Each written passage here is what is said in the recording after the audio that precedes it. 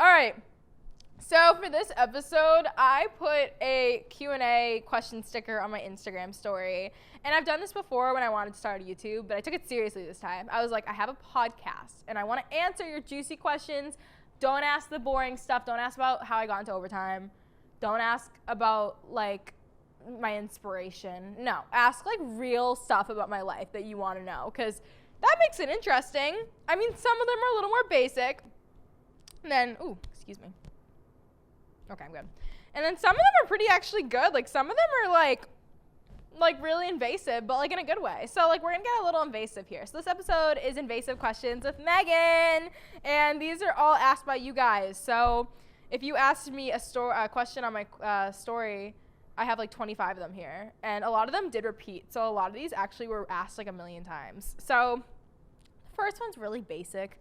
When did you get into social media? I mean, I had social media since I was 12. My first Instagram name was Sparkles17 on Instagram because I was 12, and I thought that was really quirky. I was very much a pick-me. And that was when I, like, first started social media, but, like, that's, like, personal social media. But I really started doing social media, like, as a job in August of 2019 when Overtime introduced me to TikTok. And within the first month, I had 150 followers. 150,000 followers, and it kept growing from there. And then obviously, like, as you grow, you get, like, brand deals, you work with companies. So I got into social media when I was 12, but I got into social media as a job when I was 19, which is kind of late, because a lot of these influencers start when they're, like, 14, 15, which I am so glad I didn't, because I was so ugly and cringy at 14 and 15, like the braces. If I was on social media with my braces, it would have been over. I mean, you guys would have been traumatized, although it would have been the glow up of the century, because I looked so different when I was 14 and 15. Like, it's night and day. I mean, I looked really bad when I was 14 and 15. Like, it is night and day what I looked like. I'm gonna throw up some photos here, as you guys can see. I mean, I have naturally really dark hair, but my hair is naturally like this curly, but I straightened it every day. I wanted to fit in, but I had, like, braces, like, with the blue colored bands on them, but I never smiled in photos. I never smiled because I wanted to hide the fact that I had braces. Like, I never wanted to embrace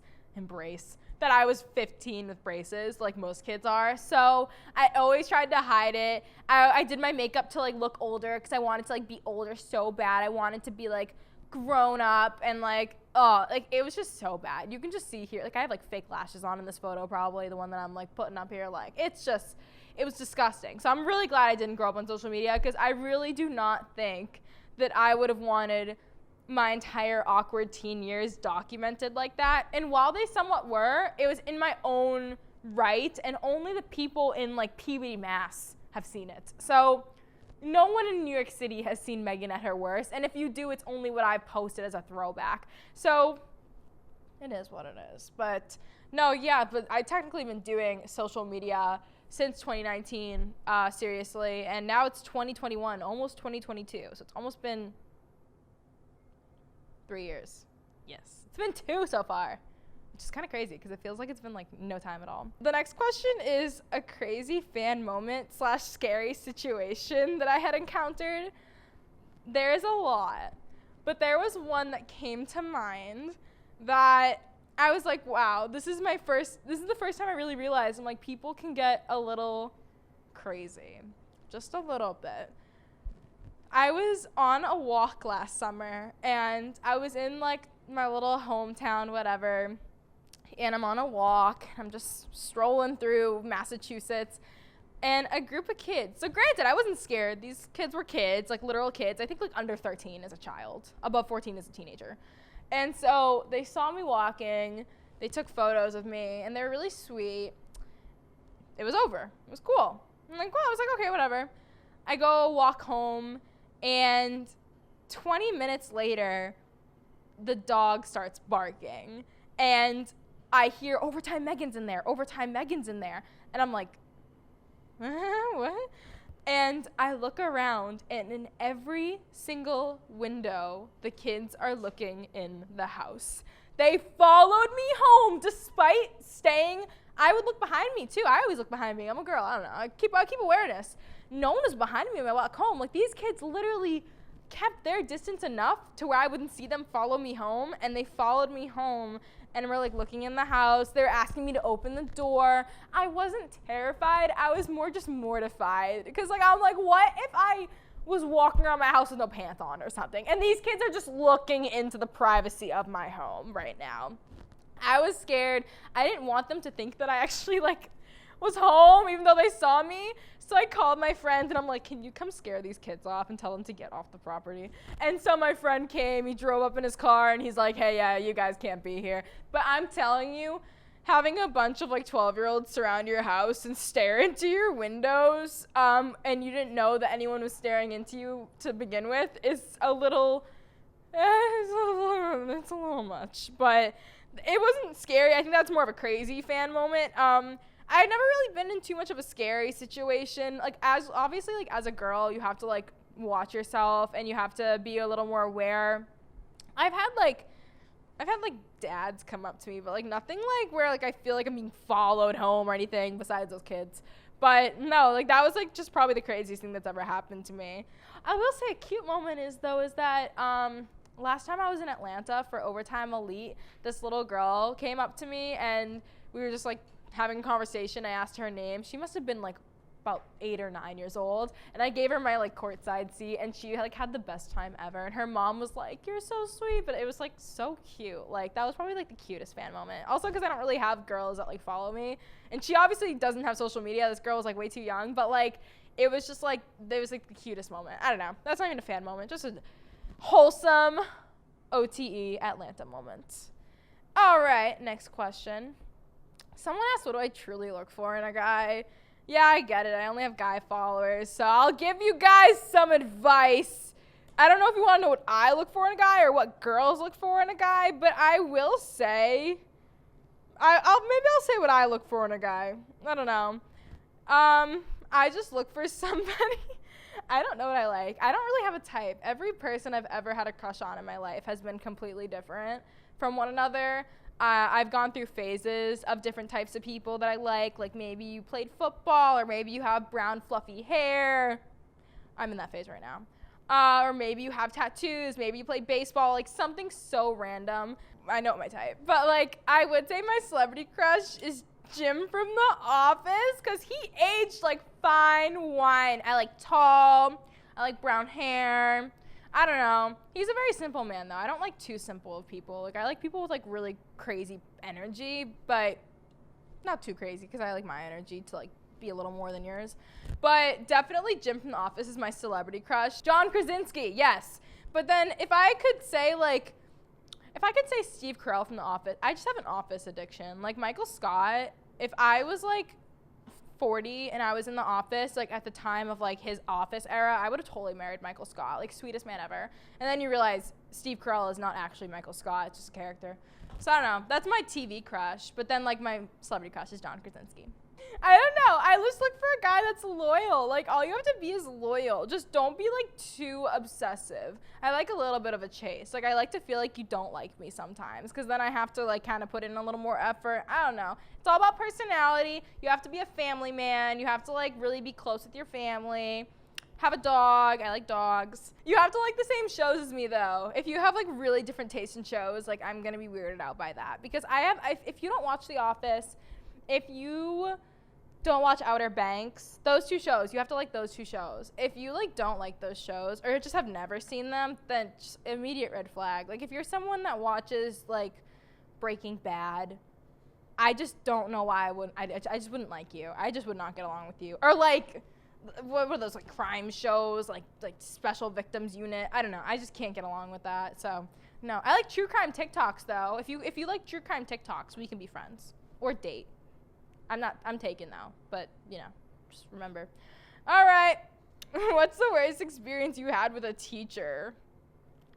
I don't know really like if I've had like a bad experience with a teacher. I just know I've done bad in classes, and like some teachers just haven't had sympathy, and like I hate that, but it makes sense. But I will say in high school, Brother Tom, the principal, took away my fidget spinner, and I was like so pissed about it. And then he took away everyone's fidget spinners.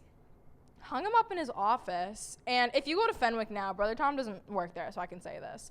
But he hung them up in his office on the bulletin board. And on the last day of school, I walked in, and I'm like, oh, can I take it home for the summer? It's my fidget spinner. He said no. He literally said no. This man was just going to let those things melt over the summer on his bulletin board. I never got my fidget spinner back. Thank God they went out of style. What is it now? Like Pop-Its? Oh, those suck. I hate those. I could never use those. It's a piece of rubber. Fidget spinners were in their element. They were so prime. But yeah, I guess that's like the worst experience I've had with a teacher. Otherwise, like I'm kind of a teacher's pet. Like I kind of kiss up to teachers because if you are really good, like close with your teachers, you can like get extensions to deadlines, and I don't know, like they'll kind of curve your grade a little bit if they really do like you. I still am in touch though with my religion teacher from high school. Mr. Caniff is a class act of a man. He's awesome. He texts me like the basketball schedule of Fenwick so I can go like check out games and stuff. He's proud of me. I'm so proud of that man too. I don't know. So I have a good connection with teachers more than I have bad connections with teachers. What happened with Flight? This one's probably going to be the reason why people watch this episode. I'm going to set the record straight. Me and Flight never dated. Me and Flight never even like talked. So I just noticed with like guy influencers, streamers, whatever, they have a really loyal fan base, and their fan base will say anything and do anything to like talk about their idol. And Flight's fan base created like a narrative last year that me and him were dating. I think he had a whole girlfriend too at the time. And people were just like, no, Flight and Megan. I got asked so many times about it. In another interview, I got asked about it like one time. And I was like, me and Flight don't even know each other. And all he would do is just react to my TikToks on his YouTube page. And maybe like a few DMs being like, oh, love your work, like keep it up. It's like friendly stuff. But like, everyone always asks, like, what happened with Flight? And everyone thinks this big breakup happened. And, oh, I got a boyfriend. It's like, it's so crazy how people will make stuff up just to, like, make up a narrative just because it's fun. It creates drama. But, like, I think he has a whole girlfriend. But people ask me about it all the time. I think even, like, Rice Gum asked about it on his stream. I don't know, like, I've been on Aiden's stream. I don't think he asked about it. But, like, people just always bring up Flight to me. I don't even know if he still makes videos because I don't go on YouTube. But, like, that was never a thing. It never, like, will ever be a thing. And I don't know. I think he has, like, a whole child, too. It's just not my vibe. So, I don't know. I wish him the best, though. He's really cool. I would make a video with him, though, if, like, he ever was in New York City, like, on a friendly vibe. But, no, we're not married. Someone asked me how to slide into girls' DMs. I can't even answer this question because Palm Tree Boy slid into my DMs with the most basic, like, pickup. It was, like, day 1 till you answer, day 2, day 3. And it only took 20 days for me to answer. I mean, I've seen guys get up to 500, but, like, in actuality, if you want a girl to answer your DMs, have a good profile picture because that's what they see first. They don't care about what you're saying. No girl's going to take the effort to go onto your page, especially if you're private. Come on, give me a break. At least if you're private, get a good profile picture of just you. Show off the hair, look nice, the essence of you, because then she might follow you and answer you. But if you're private and your profile picture is bad, you're not getting a response. I'm sorry. And I go through my DMs, and, like, I'll answer some that are interesting, but, like, I don't know. You just can't use no pickup line is ever going to be good enough to actually get you a girlfriend. Let's be real. She's got to be a little interested first. Because, I don't know. I've seen it all. Oh, I will tell you what not to say, actually. Don't post the emoji of your dog, like a dog emoji, and be like, oh, come here, Fido, come back. Like, sorry, he walked into your DMs. That is the worst one. I see it so much. And I'm like, that's so lame. Give me a break. Come on. The best one, though, I've seen is someone said there's an account impersonating you. And I actually got concerned. I was like, oh, who is it? Send me the Instagram. And they sent me NASA. Like NASA, and they were like, because you're out of this world. And so I fell for it, and I was like, oh, that's good. Whatever. He didn't get a response back after, though. Someone asked what celebrities have been in my DMs.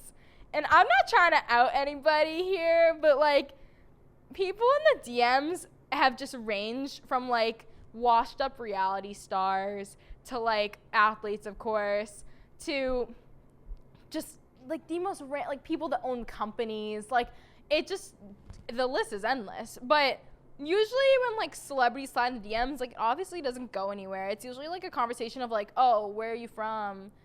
It's like the most simple back and forth. It doesn't ever go anywhere. So like I probably have DMs with like a lot of people that are just like, oh, how are you? Oh, good, how are you? Oh, cool, where are you from? Like it's just so boring. When I was like 17, I used to DM like a lot of people just to like see if they would respond. And I remember like when I started getting followers, I like went back and looked up so many people and saw my old DMs and had to unsend them because they were so embarrassing. And one person I'm gonna name drop just because they never responded and they probably were really creeped out is like 17-year-old Megan like DM'd like Sam Darnold and like he left me on red, which is like whatever. And like 2 years later, I was like, I'm so sorry that I sent that. And he left me on red again. I just spit. And he left me on red again. It was so embarrassing. So, like, I don't know. I was in more celebrities' DMs probably when I was, like, younger, more than they're in mine now. So, yeah, don't do that. Don't DM people because, like, one day you might actually, they might see it. So. Oh, what was your worst dating experience? I don't know what my worst dating experience is because they were all bad. So I don't think one really tops the cake. I don't know. Boys suck. Like, people do stuff. But, like, I'm not perfect either. But, like, I don't know. I don't really know how to, like, go into a dating experience without getting all, like, making this really depressing. So I'm not going to talk about that. I don't know. Can I skip that? I'm going to skip that.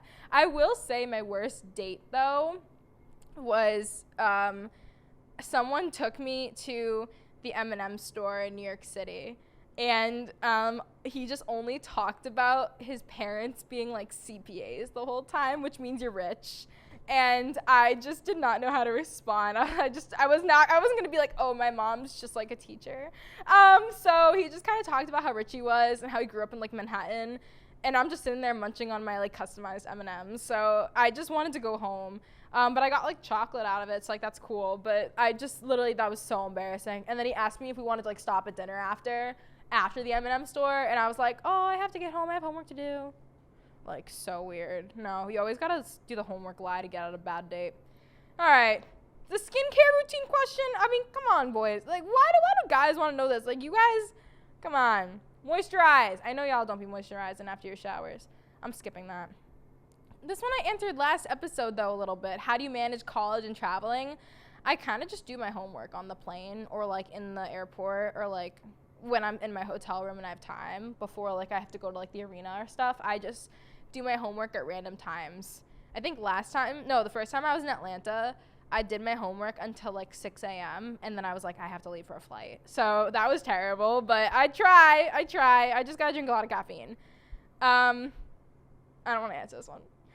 Do you ever... Someone said, do I ever get sick of the mommy comments?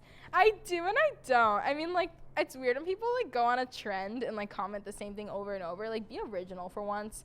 But, I mean, you guys are kind of, like, all my sons. So I don't really mind it because, I don't know, my entire following is boys. So I feel like I kind of guide you guys. So I am, like, your mom, I guess. I don't know. Weird. Whatever. Well, that was Q&A part 1. There's a lot of questions that I actually need to get through, so I'm going to ask another question sticker another day and do these quite often just because you guys have a lot of questions, and a lot of these, like, are just going to take forever to get through because a lot of them have, like, backstories. So, I don't know. We're peacing out for this one. All right. Bye! Yo, fam, was really good. Overtime Fits got so much heat dropping this year. If you're trying to get dripped out like your guy, all you got to do is click right here and stay tuned to all the new drops, all right?